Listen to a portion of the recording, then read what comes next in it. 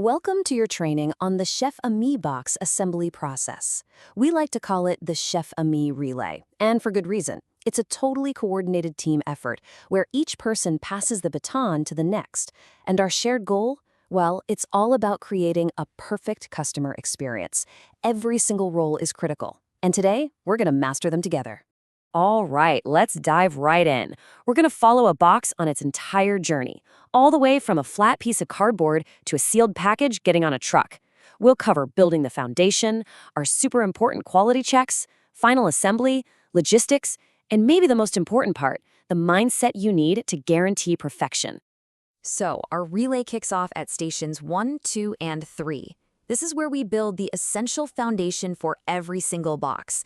If we get this part right, everything that follows just gets so much smoother and more accurate. Let's break it down. First up, the taper. They grab the correct box size, S2 white for smaller orders, S4 brown for the bigger ones, and give it a really solid tape seal. Next, the liner pops in the thermal liner, gives it a sanitizing wipe, and, this is key, uses an air compressor to blow out any little bits of debris. And finally, the protein specialist carefully reads that label, pulls the exact proteins needed, and places them right at the bottom. This whole phase is about structure, cleanliness, and accuracy. It really sets the stage for everything else. Okay, now we're moving on to stations 4 through 6. I like to call these the critical quality locks. You're going to want to pay close attention here because these are without a doubt the most important quality control points in the entire process. This is where we lock in perfection. I really want this quote to sink in. We're talking about the protein auditor at Station 4, you. Why is it the most important role? Simple. Once those proteins are covered up by the next layer, they can't be checked again without taking the whole box apart. The buck really stops with you. Your audit at this station is a very specific 3-step process. Step 1, the label match. You have to make sure what's in the box is exactly what's on the shipping label. Step 2, label orientation. You're going to physically turn every single protein package so the label is facing up. And step 3, the 3-point QC. You're checking for any breaks, any bad seals, or any wetness. And remember the golden rule here. If you are even a tiny bit unsure about a seal, you must reject it. You are the final judge. No question. So after your audit is done and you're 100% confident, it's time to create the thermal lock. And it's simple. You place exactly 2 frozen gel packs directly on top of the proteins. Then you place the cardboard separator right on top of that. Once that cardboard is down, that's you signing off on the perfection of everything underneath it. The baton now gets passed to Station 5, where the meal bags get added. And this just perfectly illustrates the relay concept, right? You're going to place the meal bags into the box with those circular stickers facing the next person in line. It seems like a small thing, but trust me, it's a total game changer because it sets up the next station for a super fast and accurate check. All right, welcome to Station 6, the main meal check. Your first and most important job here is to verify those meal bag stickers against the shipping label. Make sure it's a perfect match. This is also where you'll handle any special requests or item swaps.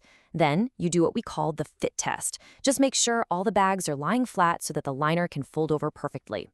And last, you match the correct recipe cards to the meals and place them right on top before passing it on.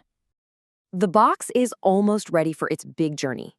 We've made it to Station 7, the final audit. This is literally the last checkpoint before that box gets sealed up and sent on its way. The very first thing you'll do here is a quick color check on the label. That color tells you everything you need to know about its destination. Purple and green labels? They're headed to Tampa. Light blue and yellow? Those are for Gainesville. It's a really simple visual cue, but it's absolutely vital for logistics. You'll also do a final check on the quality of the box itself. Now, the rule here is simple. New customers always get a brand new, pristine box. No exceptions at all. For our existing customers, you can use your judgment. If a box is a little worn but still good and sturdy, you can apply the second-use tape. This tape is just a clear signal to the customer that, hey, this box has done its job and it should be recycled after this delivery. Okay, the box is sealed, it's taped, it's ready, and now enters the final phase, logistics. This is all managed from Station 8, which is really known as the pulse of the entire warehouse floor. This role dictates the flow and the rhythm of our whole operation. And this is crucial. We don't handle every market the same way. For Gainesville, you'll be building stacks sorted by the driver's number, and you move them to the cooler as soon as a stack gets 5 boxes high. For Tampa, it's a little different. You'll build stacks to whatever height the manager requests, and you only move them when the entire stack is complete. It's all about being as efficient as possible for each specific market. And to really max out that efficiency, we use what's called the close-to-table staging rule. It's brilliant. Instead of walking every single box all the way across the floor, you build your stacks in designated driver spots right next to the assembly line. I mean, this eliminates thousands of wasted steps over a day. You only move the stack one time when it's totally complete. As the logistics organizer, you are the final eyes. You are constantly scanning.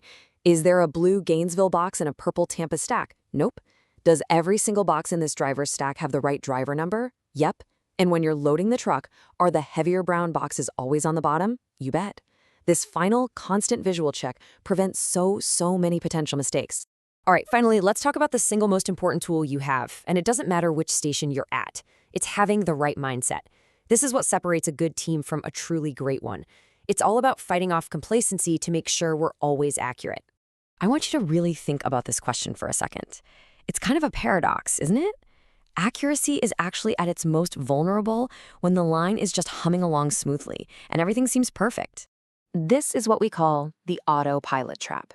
And look, it's just human nature. When everything has been correct for hours, your brain starts to assume the next one's going to be correct too.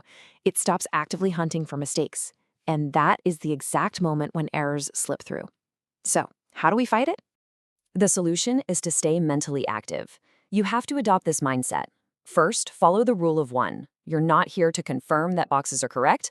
You are actively hunting for the one box that is wrong. Second, stay engaged. The 500th box of the day deserves the exact same intense suspicion as the very first one did. And finally, never, ever assume the person before you is perfect, even if they usually are. Let's end with this, because it's the core of the whole thing. Your job isn't to confirm success. Your job is to find failure before it ever gets to our customer. By really taking this idea to heart, by staying vigilant, by staying active, that is how each of us make sure we deliver a perfect Chef Ami experience every single time. And that is the whole point of the Chef Ami Relay.